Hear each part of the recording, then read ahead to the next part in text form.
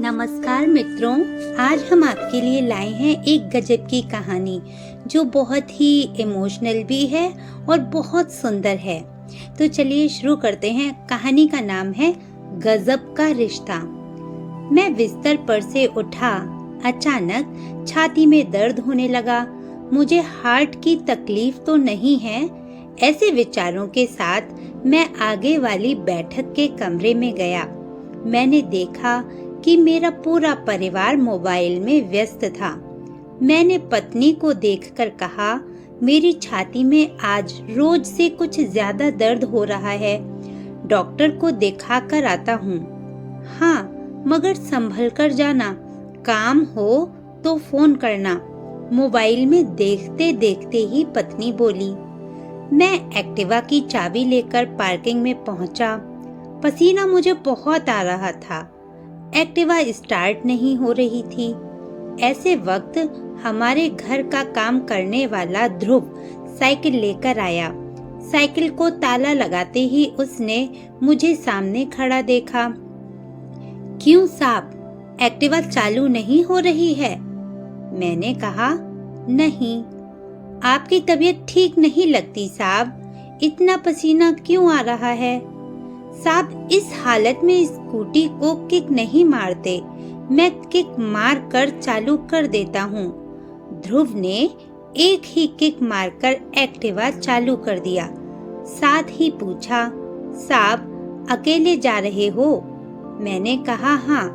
उसने कहा, ऐसी हालत में अकेले नहीं जाते, चलिए मेरे पीछे बैठ जाइए।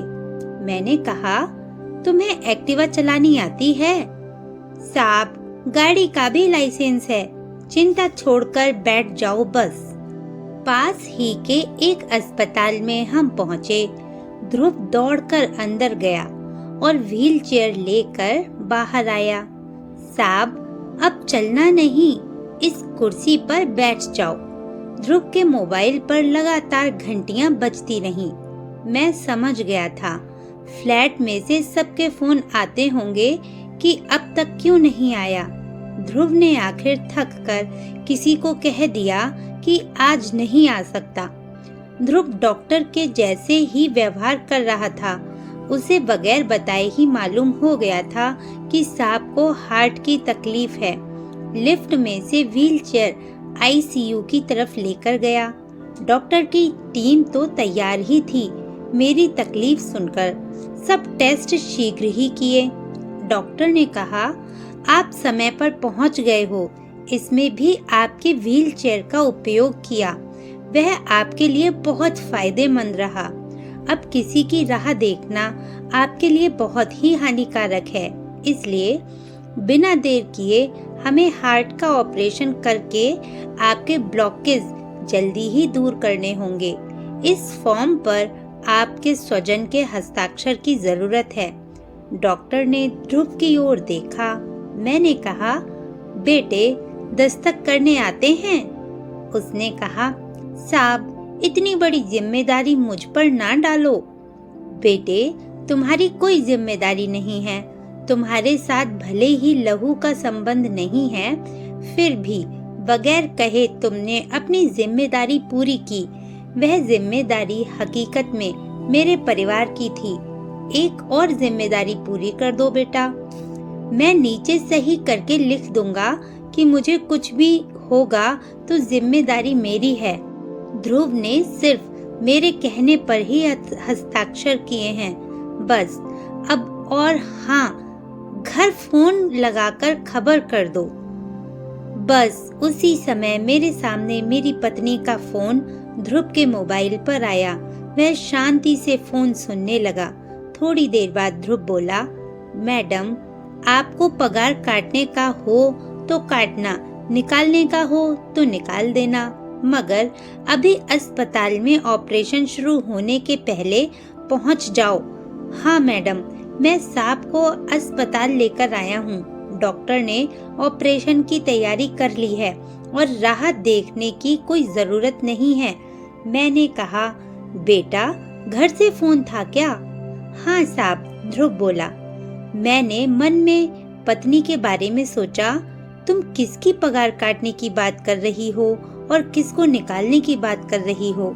आंखों में आंसू के साथ ध्रुव के कंधों पर हाथ रखकर मैं बोला, बेटा चिंता नहीं करते, मैं एक संस्था में सेवाएं देता हूँ। वे बुजुर्ग लोगों को सहारा देते हैं। वहाँ तुम जैसे ही व्यक्तियों की जरूरत है। तुम्हारा काम बर्तन कपड़े धोने का नहीं है, तुम्हारा काम तो समाज सेवा का है। बेटा पगार मिलेगा, इसलिए चिंता बिल्कुल मत करना। ऑपरेशन के बाद मैं होश में आया। मेरे सामने मेरा पूरा परिवार नतमस्तक खड़ा था। मैं आंखों में आंसू लिए बोला, ध्रुव कहाँ है? पत्नी बोली, वो अभी ही छुट्टी लेकर गांव चला गया। कह रहा था कि उसके पिताजी हार्ट अटैक से गुजर गए हैं, 15 दिन बाद फिर आएगा। अब मुझे समझ में आया कि उसको मेरे अंदर उसका बाप दिख रहा होगा। हे प्रभु, मुझे बचाकर आपने उसके बाप को उठा लिया। पूरा परिवार हाथ जोड़कर मूक नतमस्तक माफी मांग रहा था। एक मोबाइल की लत यानी व्यसन एक व्यक्ति को अपने दिल से कितना दूर करके जाती है, बहुत दूर ले जाती है। वह परिवार देख रहा था। यही नहीं, मोबाइल आज घर घर कलह का कारण भी बन गया है। बहू छोटी छोटी बातें तत्काल अपने माँ बाप को बताती है और माँ की सलाह पर ससुराल पक्ष के लोगों से व्यवहार करती है, जिसके परिणाम स्वरूप वह 20-20 साल में भी ससुराल पक्ष के लोगों से अपनत्व नहीं जोड़ पाती। डॉक्टर ने आकर कहा, सबसे पहले ये बताइए ध्रुव भाई आपके क्या लगते हैं? मैंने कहा, डॉक्टर साहब कुछ संबंधों के नाम या गहराई तक ना जाएं तो ही बेहतर होगा, उससे संबंध की गरिमा बनी रहेगी। बस मैं इतना ही कहूँगा कि वो आपात स्थिति में मेरे लिए फरिश्ता बनकर आया था। पिंटू बोला, हमको माफ कर दो पापा, जो फर्ज हमारा था वह ध्रुव ने पूरा किया। ये हमारे लिए शर्मनाक है। अब से ऐसी भूल भविष्य में कभी भी नहीं होगी पापा।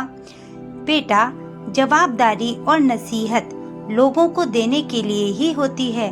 जब लेने की घड़ी आए तब लोग बगले झांकते हैं या ऊपर नीचे हो जाते हैं।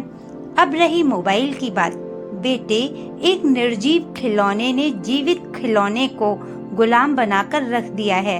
अब समय आ गया है कि उसका मर्यादित उपयोग करना है, नहीं तो परिवार, समाज और राष्ट्र को उसके गंभीर परिणाम भुगतने पड़ेंगे और उसकी कीमत चुकाने के लिए तैयार रहना पड़ेगा। अतः बेटे और बेटियों को बड़ा अधिकारी या व्यापारी बनाने की जगह एक अच्छा इंसान बनाएं। ये कहानी नहीं, आज की हकीकत है। मुझसे रहा नहीं गया। मैंने आप लोगों तक अपने दिल के इस दर्द को पहुंचाया। इसे समझें, विचार करें। अच्छी लगे तो मुझे ज़रूर बताएं। वीडियो को लाइक और चैनल को सब्सक्राइब करें। धन्यवाद।